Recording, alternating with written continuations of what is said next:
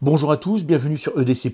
On se retrouve aujourd'hui pour une vidéo qui fait un peu suite à ma dernière vidéo dans laquelle je dénonçais en fait le comportement routier et le combo boîte de vitesse moteur du Dacia Duster que ma femme vient d'acheter.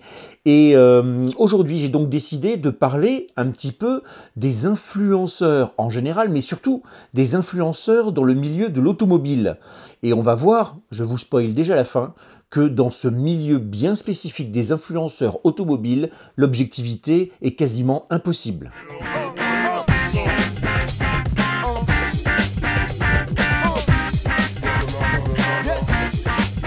Alors parlons déjà un petit peu de moi. Ceux qui suivent la chaîne savent que je peux être 100% objectif sur les produits que je propose, dans la mesure où il n'y a aucun partenariat avec des marques, puisque tous les produits que je présente sur cette chaîne sont des produits que j'ai achetés moi-même avec mon argent. Et donc si le produit est génial, je vais le dire, je vais le mettre en avant. Si le produit me déçoit pour une raison ou pour une autre, eh bien je parlerai de ses défauts.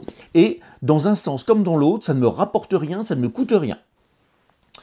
Deuxième argument qui montre mon objectivité, c'est que moi j'ai un métier. En dehors de YouTube, je gagne de l'argent et je n'ai absolument pas besoin de YouTube pour vivre. Voilà, donc du coup, ça me permet d'être encore plus objectif. Mettons-nous maintenant à la place d'autres influenceurs, des influenceurs qui vont présenter donc des produits, pas dans le milieu de l'automobile. Les influenceurs qui proposent des produits, eh bien au début, quand on leur quand des marques, pardon, leur proposent de présenter quelques produits, forcément, comme ils n'ont pas beaucoup de propositions, ils vont certainement montrer des produits en n'étant pas 100% objectifs, puisqu'ils savent que s'ils disent du mal des produits, d'autres marques ne viendront pas leur proposer des partenariats.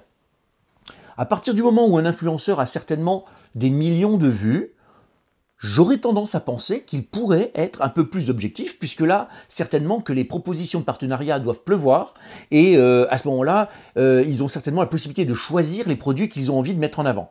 Après, peut-être que certains, par cupidité, proposent les produits pour lesquels ils sont le plus rémunérés par les marques, évidemment. Mais venons-en maintenant au problème des influenceurs, youtubeurs, etc., concernant l'automobile. Évidemment que, à moins d'être multimillionnaire, on ne peut pas faire une chaîne sur les voitures, notamment sur les nouveautés automobiles, sans que les marques nous prêtent des véhicules pour les tester. Donc, mettez-vous à la place d'un influenceur qui gagne sa vie par YouTube. Les marques lui proposent de présenter les dernières nouveautés automobiles. Comment voulez-vous qu'il soit 100% objectif ? Il va faire des tests, il va faire des essais, il va montrer donc 2-3 choses sur la voiture, éventuellement il évoquera des petits défauts, mais à peine.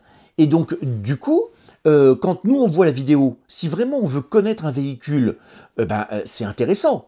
Je ne remets pas complètement en question le travail des influenceurs automobiles, hein, parce qu'il y a des vidéos qui demandent un boulot énorme, et donc c'est normal que ces gens-là gagnent de l'argent avec leur travail. Donc je ne critique pas complètement. Je parle juste de l'impossibilité d'être 100% objectif. Puisque, évidemment que, je reprends le cas de mon histoire de Dacia Duster. Si vous avez Dacia, qui vous prête une voiture et que vous détruisez la voiture en disant vraiment c'est pas possible, dès que ça monte, elle a plus de jus et ça rétrograde, ça fait un bruit énorme dans l'habitacle et puis il y a des à-coups en passage de vitesse et puis il faut toujours surveiller la réserve électrique parce que sinon ça va être un cauchemar, etc.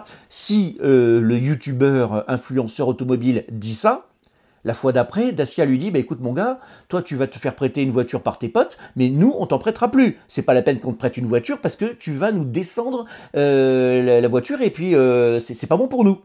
Donc évidemment que le youtubeur automobile, il va atténuer les choses désagréables et il mettra en avant les bons côtés de la voiture.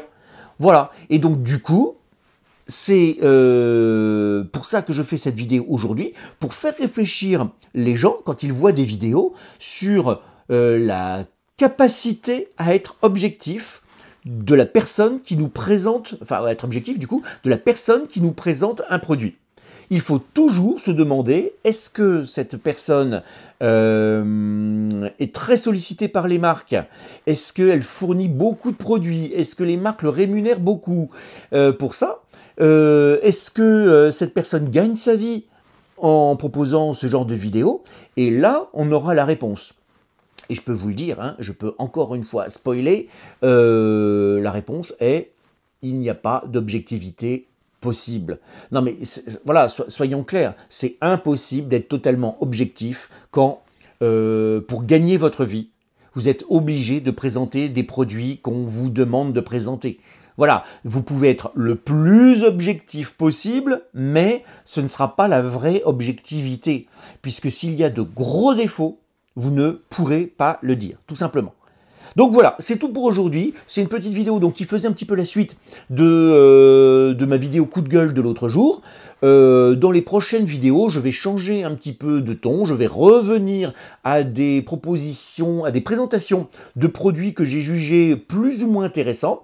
Eh bien écoutez, mettez-moi un petit pouce si vous avez trouvé que cette vidéo était intéressante d'une manière ou d'une autre. Abonnez-vous si ce n'est pas encore fait. Et puis on se retrouve bientôt pour des vidéos super intéressantes. Salut!